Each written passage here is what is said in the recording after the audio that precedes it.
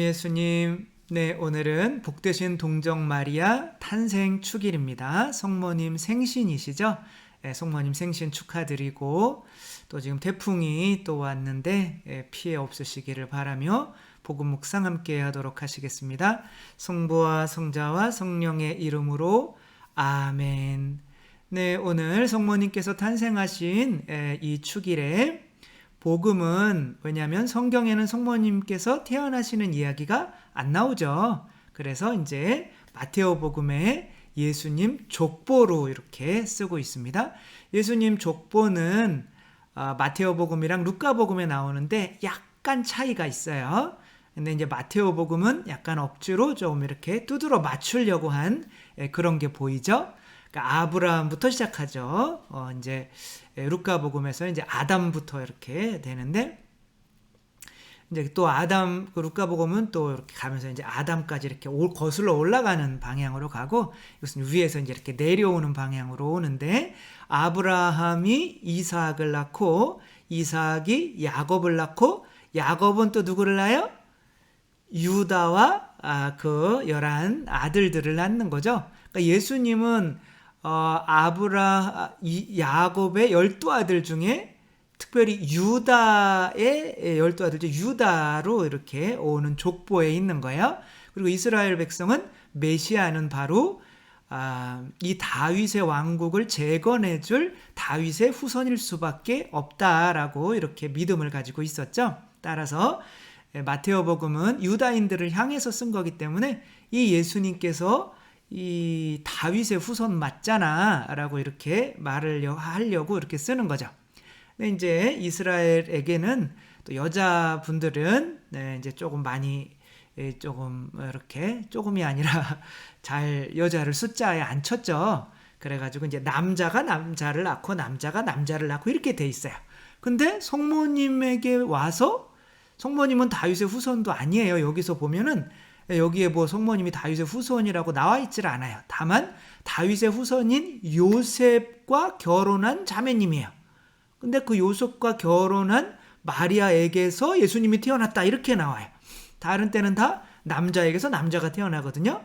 그러니까 아브라함에게서 이삭이 태어나고 이삭에서 야곱이 태어나고 야곱에게서 유다가 태어나고 이렇게 되는데 또 그래서 태어나다가 요셉에게서 예수님이 태어나야 되는데 요셉과 결혼한 마리아에게서 성모님에게서 예수님이 태어나셨다.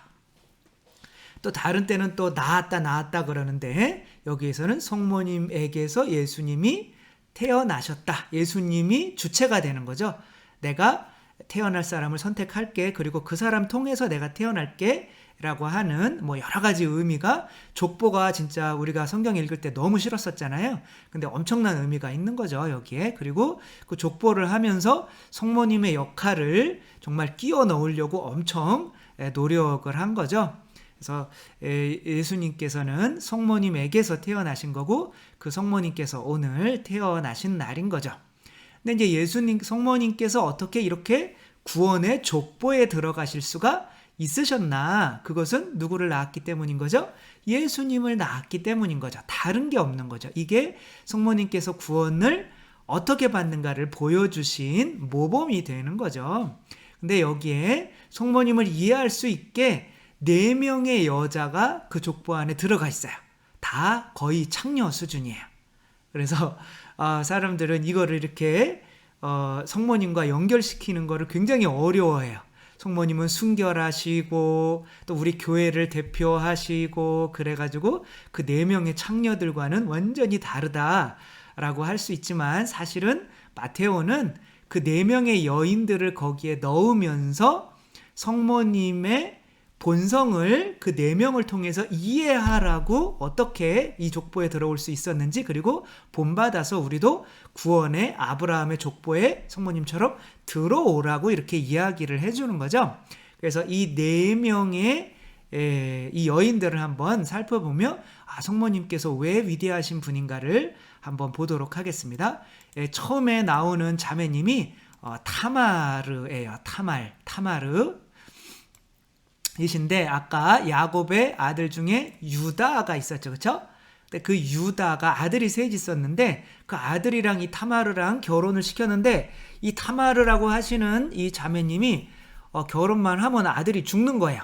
그러니까 이 시아버지 입장에서는 엄청 두려운 며느리인 거죠. 그리고 아들이 둘 다 죽었어요. 그러면 이제 아들이 죽으면 형이랑 결혼하던 이 형수는 동생이 같이 살아야 되거든요. 과부로 하면은 이 자식들이랑 어떻게 할 수가 없잖아요. 법적으로 이제 여자들을 보호하기 위해서 그렇게 된 건데, 근데 이제 막내 아들까지 죽을까봐 유다가 이 여자를 거의 쫓아내다시피 해요.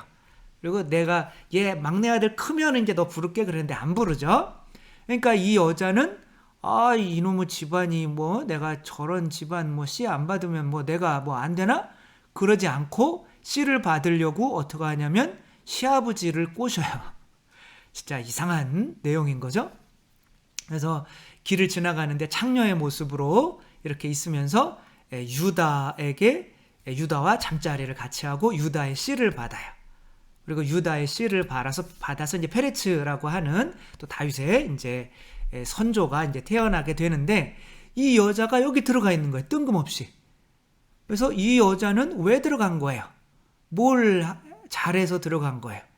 잘한 게 없잖아요. 그가 시아버지랑 창녀짓해서 씨를 받아서 애를 낳은 게 뭘 잘한 거예요? 근데 위대한 엄청난 잘한 거죠. 왜? 뭘 받았으니까? 씨를 받았으니까. 그러니까 성모님께서 잘하신 게 뭐예요? 하느님의 씨를 받았으니까. 뭐 다른 게 없는 거죠. 그렇죠? 그러니까 우리가 구원받는 유일한 거는 하느님의 씨를 받는 거예요. 우리는 미사 때 하느님의 씨를 받아야 안 받아요? 받죠. 하느님께서 내 안에 들어오셔야 안 들어오셔요? 들어오시죠.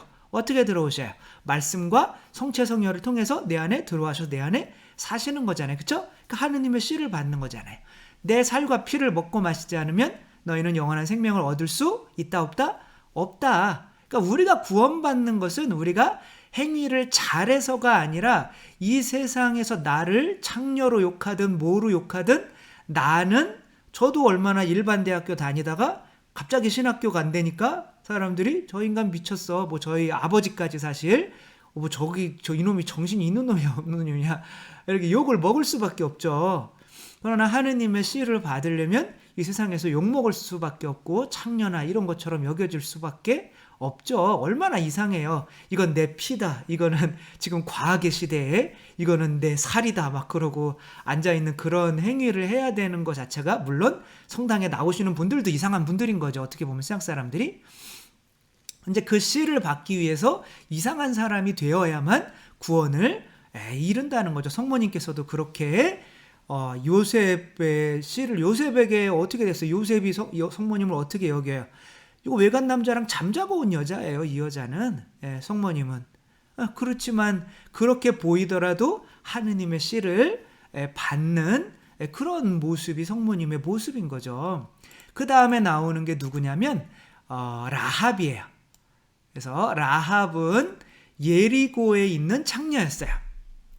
근데 예리고는 이스라엘 백성이 가나안 땅을 이제 들어갈 때 이제 첫 번째 쳐부셔야 되는 어떻게 보면 문이었어요. 그 문에 있는 엄청나게 큰 오래된 도시예요. 이 도시의 성벽은 아무도 허물을 수가 없어요. 근데 여기를 통과하지 못하면 가나안 땅을 점령할 수가 없는 거죠. 그래서 이제 정찰병 2명을 보냈는데 라합이라고 하는 창녀가 이 정찰병들을 숨겨줘요. 사람들이 막 잡으러 올 때. 그리고 이 정찰병들이 이렇게 얘기를 하죠. 우리가 여기를 분명히 쳐부술 건데 하느님의 힘으로 네가 네 가족들 네 집안에 머무르게 하고 그 집이 또 성벽에 있었어. 성벽이랑 붙어 있는 거예요. 지금 이 그림은 성벽이 다 무너지고 그 집만 멀쩡한 거예요. 그리고 너 거기 앞에다가 빨간 줄을 천을 하나 이렇게 걸어놔. 그러면 내가 너희 집인 줄 알고 우리가 너희 집은 살려줄게. 라고 하며 이분이 다윗의 후손을 낳는 어머니가 돼요. 보아즈를 낳거든요. 그래서 다 이방인이에요. 여기 나오는 여자들은. 그러니까 여기에 포함될 수가 없어요. 우리는 하느님 자녀라고 하는 것에 포함될 수가 있나요? 인간인데 원숭이들을 여러분 호적에 넣어줄 수 있어요? 없어요. 그 원숭이가 우리 호적에 들어오는 것보다 우리가 하느님 호적에 들어가는 게 훨씬 어려운 거예요. 근데 그 방법을 알려주는 거죠. 하느님께서 어떻게 해요? 이스라엘 백성이 여기를 점령하려고 하는 거예요. 근데 그 점령하려고 하는 것을 어떻게 해주는 거예요? 도와주는 거죠. 이게 뭐예요? 하느님 구원의 그 소명에 참여하는 거죠. 도움을 주는 거죠. 성모님께서 도움을 줬어요. 도망가셨어요. 성모님께서 내가 외간 남자 이렇게 애기 잉태했다고 돌 맞아 죽으면 어떡해요? 짜증나 죽겠네. 뭐 그러셨어요? 아니면 짜증을 내셨어요? 아니 짜증 안 내셨죠. 아니 그럼 뭐라 하셨어요? 주님의 종입니다. 저는 주님의 종입니다. 지금 말씀대로 제게 이루어지기를 바랍니다. 이렇게 성모님께 뜻을 물어본 이유는 성모님께서 거부하시면 하느님께서도 인간을 강요할 수 없기 때문에, 그렇죠? 어제도 말씀드렸듯이 사랑은 강요가 아닌 거죠. 사랑은 강요하지 않습니다. 다른 사람의 자유를 존중해 주는 거죠. 그래서 성모님만이 그 당신의 뜻을 받아들일 수 있는 분이기 때문에 성모님을 통해서 이렇게, 그렇지만 그분은 어떻게 해요? 이 뜻을 받아들이려면 피를 흘려야 돼요? 안 흘려야 돼요? 당연히 그 피를 흘려야 되는 거죠. 당신은, 내 영혼은 예리한 칼에 찔리듯 아플 것입니다. 영혼이 칼에 찔리면 뭐가 나와요? 피가 나오는 거죠. 이렇듯이 하느님의 뜻을 받아들이는 사람이 피 흘림인 거예요. 이래서 이게 빨간 천을 이렇게 넣으라는 게. 그리고 그렇게 하느님의 뜻을 받아들인 그 사람만이, 예수님도 이스라엘 백성도 이 세상을 그 예리고를 쳐부수러 오는 거잖아요. 예수님은 뭐하러 오셨어요? 내가 세상을 이겼다, 구원하러 오신 게 아니에요. 세상을 쳐부수러 오신 거예요. 그 중에서 그 세상을 쳐부수는데 도움을 준 사람들만 살려준다는 거예요. 그리고 그게 다윗의 후손에 들어가게 되는 거죠. 그 다음에 나오는 사람이 보아즈와 결혼한 룻이에요. 이 룻이라고 하는 자매님도 당연히 이방인이에요. 여기 이스라엘 다윗의 후손의 엄마가 될 수가 없단 말이에요. 근데 이제 이 양반도 어떻게 됐냐면 남편이 죽었어요. 다 기가 센 자매님들인가 봐요. 그건 아닌가. 꼭 그래서 기가 세서 남편이 죽는 건 아니겠죠. 죄송합니다. 뭐 남편이 죽었다고 다 그렇게 생각하면 저는 마저 죽어야죠. 그런 건 아니겠지만, 아무튼 농담도 이런 농담을 하면 안 되겠죠. 그게 중요한 게 아니죠. 근데 아무튼 이분이 이제 그렇게 하는데, 이제 시어머니가, 야, 너 남편도 죽었는데 이제 네 고향으로 돌아가라고 했더니, 제가 한번 결혼했으면 끝이지, 저는 어머니 곁에 있을래요. 이렇게 얘기를 하는 거예요. 그런 며느리가 어디 있어요? 고부간의 갈등은 당연히 있어야 되는 거잖아요. 지금 뭔 소리를 하는 거야 지금. 농담 좀 그만해야 되는데, 아무튼 그래가지고 이제 그렇게, 그래? 그러면은 그래도 참 착하구나. 그러면은 우리 쪽에 또 핏줄이 있는데, 보아즈, 이게 아까 얘기했던 라합의 아들이에요. 보아즈라고 하는 사람이 있는데, 그러면은 그 사람이 농사 짓는 곳에 가서 이삭을 좀 주서, 그리고 그 사람이 누워 있으면 그냥 옆에 누워 있어. 그렇게 해가지고 아기를 이제 낳게 되는 거죠. 그러니까 이게 뭐예요? 밭이라는 게 뭐예요? 그러니까 보아즈가 밭에서 뭘 하는 거예요? 예수님이 만약에 이 세상을 밭이라고 한다면 이 세상에서 뭐 하는 거예요? 당신의 구원의 피로 구원되는 사람들을 거두어들이는 추수를 하는 곳이죠. 그렇죠? 그러니까 당신 구원 사업에 협력하고 있다는 뜻인 거예요. 그러니까 성모님께서는 예수 그리스도의 구원 사업을 위해서 세상 창조 이전부터 선택되신 분이라고 이제 그렇게 교회는 가르치는 거죠. 세상 창조 이전부터. 왜냐하면은 아담과 하와가 죄 지을 거 알았어요. 하느님께서. 그렇죠? 그러면 구원할 사람을 마련해야죠. 그게 바로 하느님의 아들인 예수 그리스도인 거죠. 그렇죠? 근데 예수 그리스도의 이 구원 사업에, 근데 세상에 오려면 당신을 태어나게 해줄 분이 있어야 되죠. 성모님께서도 그렇게 세상 창조 이전부터 그 구원 소명을 위해서, 그러니까 성모님도 예수님을 받아들이는 것이 이 세상을 구원하는 일에 협조를 하신, 협력을 하신 분이기 때문에 다윗의 후손 안으로 들어가는 거예요. 근데 이런 분들이 다 성모님을 이렇게, 그 다음에 또 하나, 또 이 자매님, 또 이상한 자매님이 있어요. 바세바라고 하는 자매님인데, 이 예루살렘에 가신 분은 알겠지만 예루살렘은 그냥 산이에요. 이렇게. 그래서 다윗의 궁은 제일 높은 곳에 있죠. 이렇게 내려다보면 여자들이 옷 벗고 이 샤워하는 게 다 보여요. 신기한 거죠. 근데 이제 그 와중에 나와서 또 샤워를 하고 계신 목욕을 하고 계신 바세바라는 자매님이 있었어요. 그러니까 이 자매님이 누굴 낳느냐면 솔로몬을 낳는 거예요. 근데 이거 뻔히 이 다윗은 이렇게 지금 시간이 남아 돌아서 이렇게 밖에를 창문들만 보는 거죠. 목욕하는 자매님들 이렇게 보고 있었다 그러면 유다인들이 저를 죽이려고 하겠죠. 아무튼 다윗이 이제 그러고 있었는데 이 바세바라는 여인이 이렇게 목욕하고 있으니까 저 자매님 좀 오라 그래라. 그리고 임신을 한 거예요. 근데 남편이 있었어요. 우리아라고. 그러니까 우리아를 이제 죽이게 만든 거죠. 그게 이제 다윗에게는 엄청난 죄가 된 거죠. 그러나 이렇게 안 했으면 다윗의 후손이 끊기는 거예요. 신기하죠? 하느님의 섭리라는 게.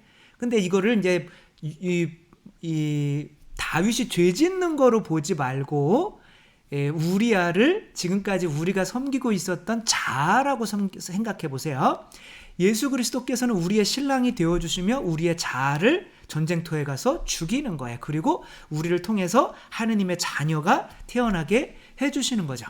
근데 그러한 과정으로 본다면 이 바세바라는 여인도 어떻게 돼요? 신분 상승을 하기 위해서 내가 지금까지 섬기고 있었던 내 자 혹은 세상 혹은 세상 사람들, 내가 어떠한 사람이든 이 사람은 타자의 욕망을 욕망한다. 자크 락항이라고 하는 사람이 이런 얘기를 했죠.